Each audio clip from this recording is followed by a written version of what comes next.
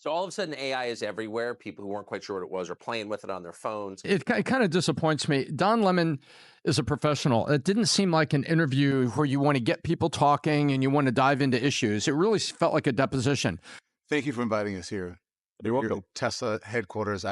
I'm surprised at how big it is. I've never seen it. Yeah, it's about 3 times the size of the Pentagon. Yeah. And we built it in 16 months. It's the fastest construction project in the United States since World War II. So I'm here, as you know, I'm on the platform because you say you're a free speech absolutist, right? And there are no conditions. Yeah, free speech is as much as possible within the bounds of the law. Yeah. So the reason I'm saying that is because there are no conditions on this interview. You said that, we'll speak to you for an hour. I don't like sound bites, so I welcome that. So let's get into it. So we're here in Austin. South by Southwest is going on. We're at the Tesla headquarters. You are in the process of moving SpaceX here, I understand? No. So SpaceX has a massive facility in South Texas where we build and launch Starship. And then we have in Bastrop near Austin, we are about to start production at a Starlink, a large Starlink factory for Starlink terminals. But it's but we're not shutting down any facilities in California. Is that good or bad? Yeah, so I've been thinking about AI for a long time, since I was in college, really. It's one of the things that, the sort of 4 or 5 things I thought would really affect the future dramatically. It is fundamentally profound in that the smartest creatures, as far as we know, on this earth are humans, is our defining characteristic. Yes. We're obviously weaker than, say, chimpanzees and less agile, but real smarter. So now what happens when something vastly smarter than the smartest person comes along in silicon form? It's very difficult to predict what will happen in that circumstance. It's called the singularity. It's it's a singularity like a black hole, because you don't know what happens after that. It's hard to predict. So I think we should be cautious with AI, and I think there should be some government oversight because it affects it's a danger to the public. And so when you have things that are a danger to the public, like, let's say, so food and drugs. So that's why we have the Food and Drug Administration, Right. And the Federal Aviation Administration, the FCC. We have these agencies to oversee things that affect the public, where there could be public harm, and you don't want companies cutting corners on safety, and then having people suffer as a result. So that's why I've actually for a long time been a strong advocate of AI regulation. So that I think regulation is, it's not fun to be regulated. It's sort of somewhat arduous to be regulated. I have a lot of experience with regulated industries because obviously automotive is highly regulated. You could fill this room with all the regulations that are required for a production car just in the United States, and then there's a whole different set of regulations in Europe and China and the rest of the world. So very familiar with being overseen by a lot of regulators. And the same thing is true with rockets. You can't just willy-nilly, shoot rockets off, not big ones anyway, because the FAA oversees that. And then even to get a launch license, there are probably half a dozen or more federal agencies that need to approve it, plus state agencies. So I've been through so many regulatory situations. It's insane. And sometimes people think I'm some sort of like regulatory maverick that sort of defies regulators on a regular basis, but this is actually not the case. Once in a blue moon, rarely I will disagree with regulators, but the vast majority of the time, my companies agree with the regulations and comply. So I think we should take this seriously, and we should have a regulatory agency. I think it needs to start with a group that initially seeks insight into AI, then solicits opinion from industry, and then has proposed rulemaking, and then those rules, will probably, hopefully, grudgingly be accepted by the major players in AI, and I think we'll have a better chance of advanced AI being beneficial to humanity in that circumstance.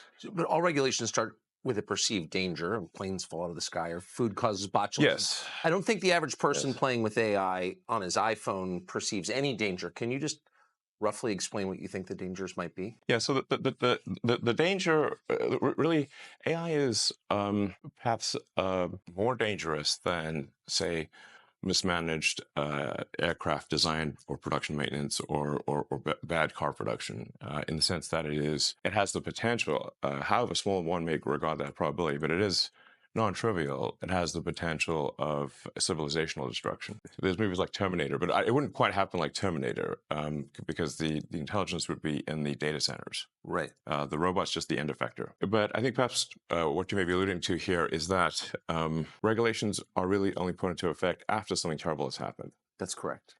If that's the case for AI, and we're only putting regulation after something terrible has happened, it may be too late to actually put the regulations in place. The AI may be in control at that point. You think that's real? It is conceivable that AI could take control and reach a point where you couldn't turn it off, and it would be making the decisions for people. Yeah, absolutely.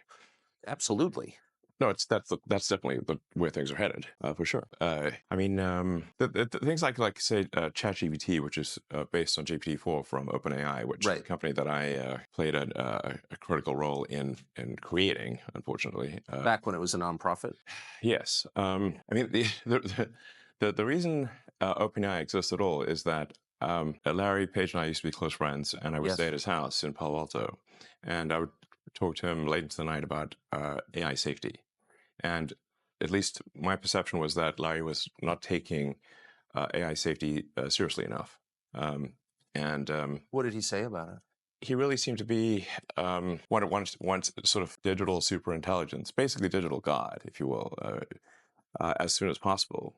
He wanted that? Yes. He's made many public statements over the years that the whole goal of Google is what's called AGI, artificial general intelligence, or artificial superintelligence.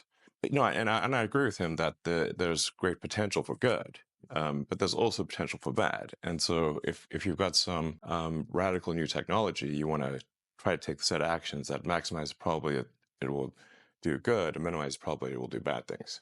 Yes. It can't just be helpful leather. Let's just go, barreling forward and, hope for the best. And then at one point, I said, well, what about, we're going to make sure humanity's okay here.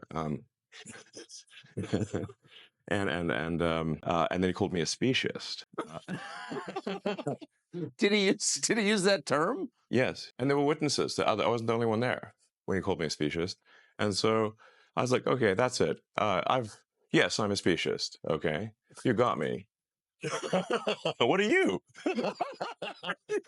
Yeah, I'm fully a speciesist. Busted. So that was the last straw. At the time, Google had acquired DeepMind, and so Google and DeepMind together had about 3/4 of all the AI talent in the world. They obviously had a tremendous amount of money and more computers than anyone else. So I'm like, okay, we have a unipolar world here where there's just one company that has close to a monopoly on AI talent and computers, like scaled computing. And the person who's in charge doesn't seem to care about safety. This is not good. So then I thought, what's the furthest thing from Google would be like a nonprofit that is fully open, because Google was closed for profit. So that's why the open in OpenAI refers to open source. Transparency, so people know what's going on. Yes. And that we don't want to have like while I'm normally in favor of for-profit, we don't want this to be sort of a profit-maximizing demon from hell. That's right. That just never stops. Right. So that's how OpenAI was. So you want speciesist incentives here? Incentives that yes, I think we want pro-human. Yeah. Let's make the future good for the humans. Yes. Yes, because we're humans. So can you just put it, I keep pressing you, but just for people who haven't thought this through and aren't familiar with it, and the cool parts of artificial intelligence are so obvious, write your college paper for you, write a limerick about yourself. Yeah. Like there's a lot there that's fun and useful. But can you be more precise about what's potentially dangerous and scary? Like what could it do? What specifically are you worried about? Going with old sayings, the pen is mightier than the sword. So if you have a super intelligent AI that is capable of writing incredibly well and in a way that is very influential, convincing, and is constantly figuring out what is more convincing to people over time, and then enter social media, for example, Twitter, but also Facebook and others, and potentially manipulates public opinion in a way that is very bad. How would we even know? How do we even know? So to sum up, in the words of Elon Musk, for all human history, human beings have been the smartest beings on the planet. Now human beings have created something that is far smarter than they are. And the consequences of that are impossible to predict. And the people who created it don't care. In fact, as he put it, Google founder Larry Page, a former friend of his, is looking to build a, quote, digital god, and believes that anybody who's worried about that is a speciesist. In other words, is looking out for human beings first. Elon Musk responded, as a human being, it's okay to look out for human beings first. And then at the end, he said the real problem with AI is not simply that it will jump the boundaries and become autonomous and you can't turn it off. In the short term, the problem with AI is that it might control your brain through word. And this is the application that we need to worry about now, particularly going into the next presidential election. The Democratic Party, as usual, was ahead of the curve on this. They've been thinking about how to harness AI for political power. More on that next. Where were you on the night of the 5th? Were you drinking? There's a receipt that says you were drinking. My gosh, it was like bing, bing, bing. And finally, Elon Musk says what we all would expect. Hang on, dude. You asked to have this conversation because you're on X. I'm not doing interviews like this. I'm getting constantly criticized. And so I was kind of disappointed in Don Lemon's angle. And also, Don Lemon, if you're going to be an investigative reporter, dude, you got to understand, you asked him a direct question about FCC 230, and every one of the social medias don't want to be called a publisher under FCC 230. This is a major issue. Don't you have a responsibility to moderate hate speech? Defining what hate speech is and isn't and moderating it and have a bunch of censorship or canceling or back and forth puts you exactly where people like X, Facebook, Insta don't want to be, is declared to be moderators under FCC 230. I was kind of hoping we would see the Don Lemon that had a very pragmatic viewpoint several years ago. We saw him talking about the African-American community, very positive messages of how to move up. I was kind of hoping after a little bit of a break that maybe that Don Lemon would come back without a liberal producer in his ear, but I didn't see it here. I saw a guy almost like with an axe to grind. Listen, we are here as part of a launch of a news interview show that is going to be on X.com. It's coming as a media industry, as you know, is going through a whole lot of changes. Yeah. X has also been affected by that. Where do you see X.com's role in the future of news and journalism, Elon? Well, I think I see the X as it's already the number one source of news in the world. So it is number one, the number one way that people actually are informed about any kind of news, meaning real-time events, is on the X platform, formerly Twitter. There's nothing even close for real-time news. So we also want to expand upon that, and we have done so with long-form content. So instead of just doing what used to be called tweets, you can now do long-form posts. You can post an entire essay. In fact, you can now put an entire book, post an entire book to the platform. You can do long-form video content, so you can do up to 4-hour video segments. We really want news in whatever form it is, or information, I should say, in whatever form it is, to be available on our platform, whether it's short, long, text, pictures, video, whatever the case may be. Yeah, and some of the stuff that we do, long form video, interview shows, or what have you. Yeah. You reached out over the summer and you said it would be great to have Maddow, Don Lemon, others on the left put on this platform. You receive full support. The digital town square is for all. What do you mean by that? I just mean that we want to make sure that there are a wide variety of viewpoints. That it's, we always have, for example, Tucker Carlson, who most people will view as being on the right, that's quite a prominent name on the right. We want to have prominent names on the left as well to provide different points of view. As well as centrists, just basically a wide range of viewpoints on the platform, so users can hear different opinions. They can hear, what's your point of view, what's Tucker's point of view, and and people can make their own decision about what they believe. You didn't mean that I'm on the left? Did you think that? I thought you were on the left, but yeah. I don't know. I'm used. Well, let's just say I don't know what the left is or the right is, frankly, these days, because things can be quite polarized. But my impression was that you're be more likely to be described as on the left than the right. My sense is you're sort of center left. I don't know. You tell me. Well, did you ever watch me on CNN, or did you watch? I saw I saw segments. But CNN is generally considered left. Yeah. Why do you say that? Why do I say CNN is generally considered left? I think if you look at any sort of media survey of what is on the left or right, I think they would say, like, for example, Fox is on the right and CNN is on the left. Yeah. So that's what is it. Am I missing something here? Okay.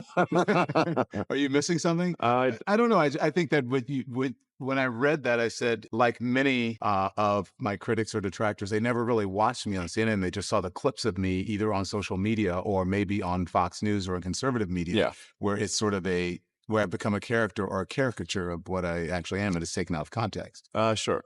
Well, how would you describe yourself? I would describe myself as someone who is I am independent in my thinking, and I vote for people based on the issues and how I feel about it, not necessarily because of political leaning of some sort. Well, I agree with that approach. I think that's generally how people should take things, which is, I mean, there are a whole sort of set of issues which are sort of somewhat arbitrarily bucketed into right or left.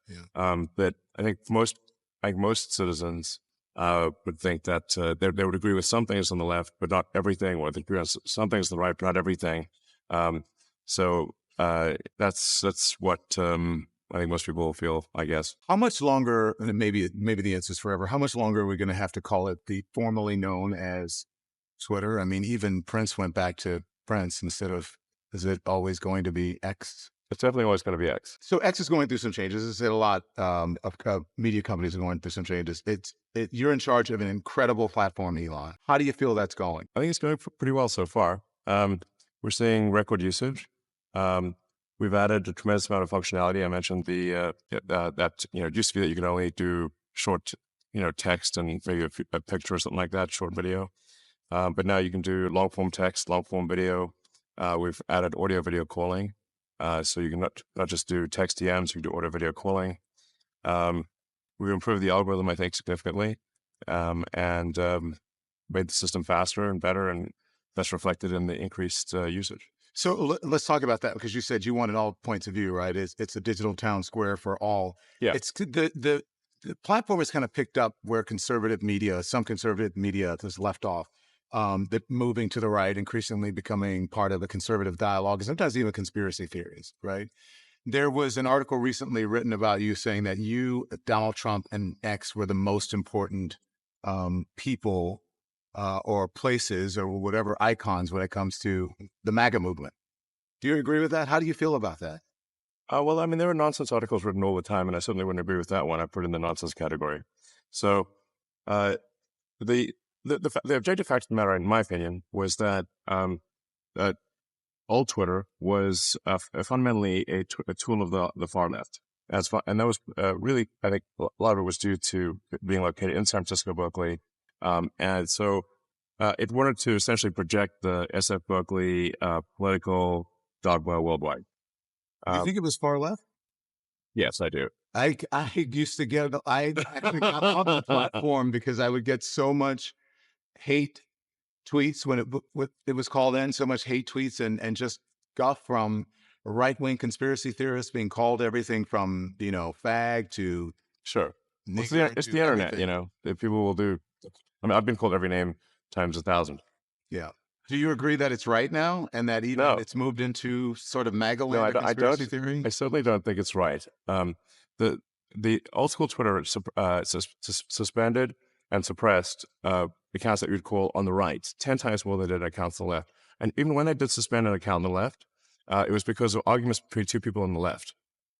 The political donations of old Twitter were 99% Democrat. Does that sound left-wing or right-wing to you? The Twitter donations? Yes. When they look at donations from a company, if a company donates literally 99% of all donations onto Democrats, does that strike you as a left-leaning or a right-leaning you mean the company donated? I understand what you're saying. What I'm trying to tell you is that Twitter employees, people at Twitter, their political donations were 99%, literally 99%, to Democrats. That's obviously an extremely left-leaning group.